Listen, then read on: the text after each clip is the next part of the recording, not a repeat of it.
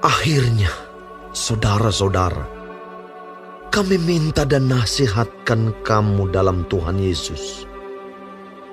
Kamu telah mendengar dari kami bagaimana kamu harus hidup supaya berkenan kepada Allah. Hal itu memang telah kamu turuti, tetapi baiklah kamu melakukannya lebih bersungguh-sungguh lagi. Kamu tahu juga petunjuk-petunjuk mana yang telah kami berikan kepadamu atas nama Tuhan Yesus.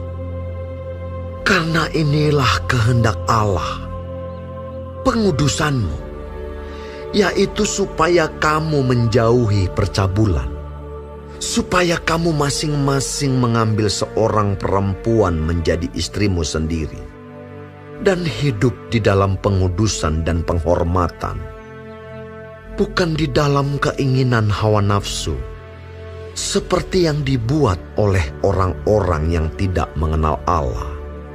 Dan supaya dalam hal-hal ini orang jangan memperlakukan saudaranya dengan tidak baik atau memperdayakannya.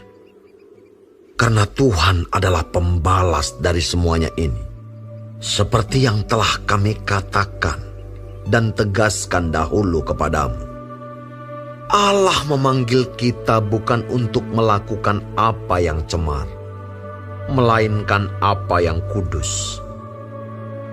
Karena itu, siapa yang menolak ini bukanlah menolak manusia, melainkan menolak Allah yang telah memberikan juga Roh-Nya yang kudus kepada kamu. Tentang kasih persaudaraan tidak perlu dituliskan kepadamu, karena kamu sendiri telah belajar kasih mengasihi dari Allah. Hal itu kamu lakukan juga terhadap semua saudara di seluruh wilayah Makedonia. Tetapi kami menasihati kamu, saudara-saudara, supaya kamu lebih bersungguh-sungguh lagi melakukannya. Dan anggaplah sebagai suatu kehormatan untuk hidup tenang, untuk mengurus persoalan-persoalan sendiri, dan bekerja dengan tangan, seperti yang telah kami pesankan kepadamu, sehingga kamu hidup sebagai orang-orang yang sopan di mata orang luar, dan tidak bergantung pada mereka. Selanjutnya kami tidak mau, saudara-saudara, bahwa kamu tidak mengetahui tentang mereka yang meninggal, supaya kamu jangan berduka cita seperti orang-orang lain yang tidak mempunyai pengharapan.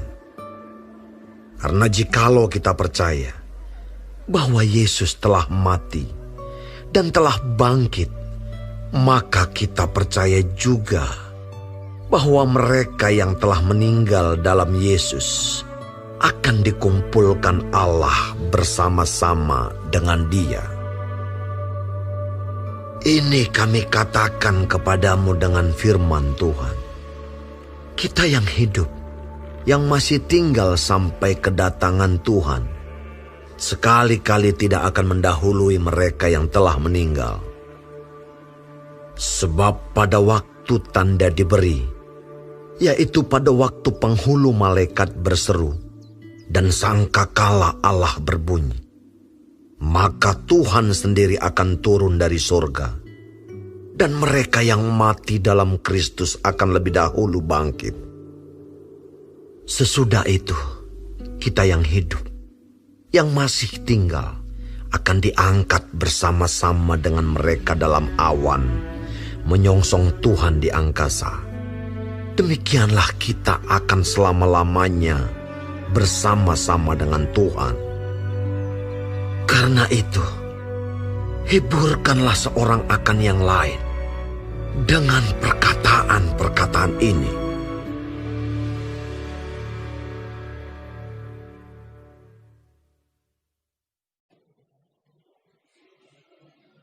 Shalom semua jemaat Tuhan. Kembali kita di dalam pendalaman Alkitab Clear Sight. Sekarang kita sudah memasuki kitab 1 Tesalonika 4. Tuhan Yesus memberkati. Dalam dunia yang penuh dengan segala fasilitas untuk membuat kita jauh dari Tuhan, itu sangat mudah.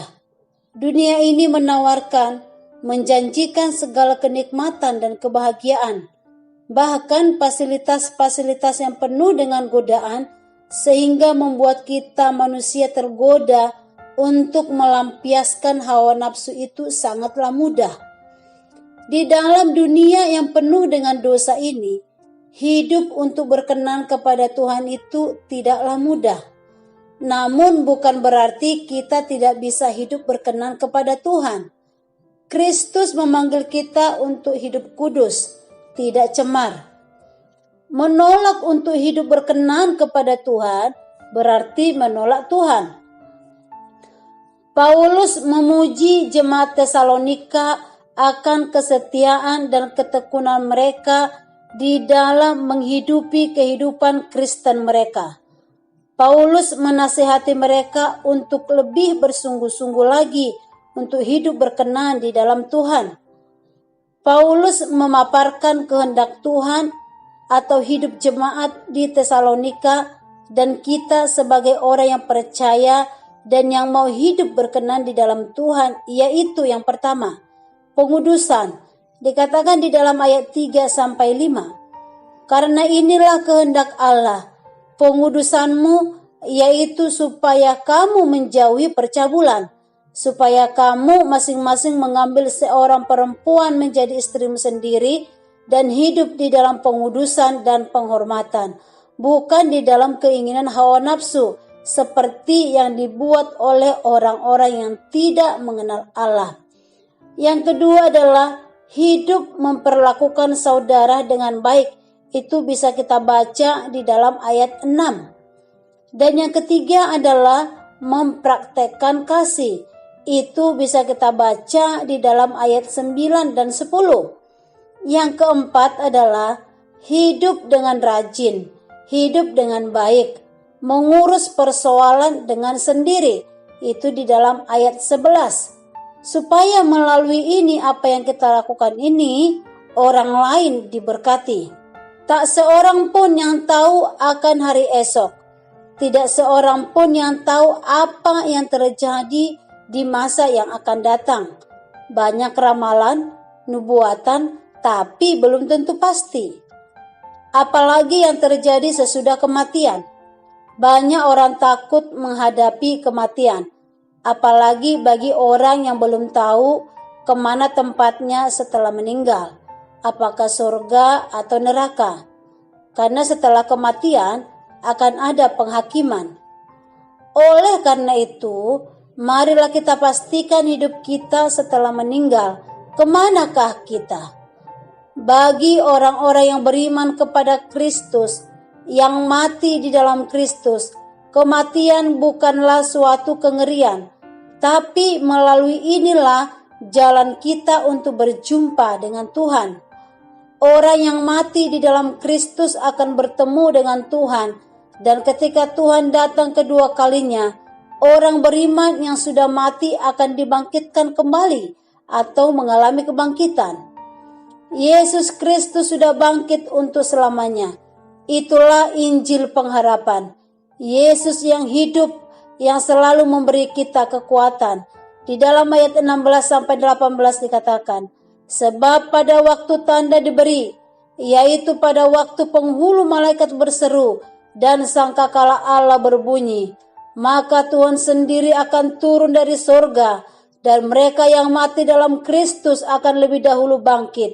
Sesudah itu kita yang hidup, yang masih tinggal, akan diangkat bersama-sama dengan mereka dalam awan menyongsong Tuhan di angkasa. Demikianlah kita akan selama-lamanya bersama dengan Tuhan. Karena itu, hiburkanlah seorang akan yang lain dengan perkataan-perkataan ini. Amin. Tuhan Yesus memberkati.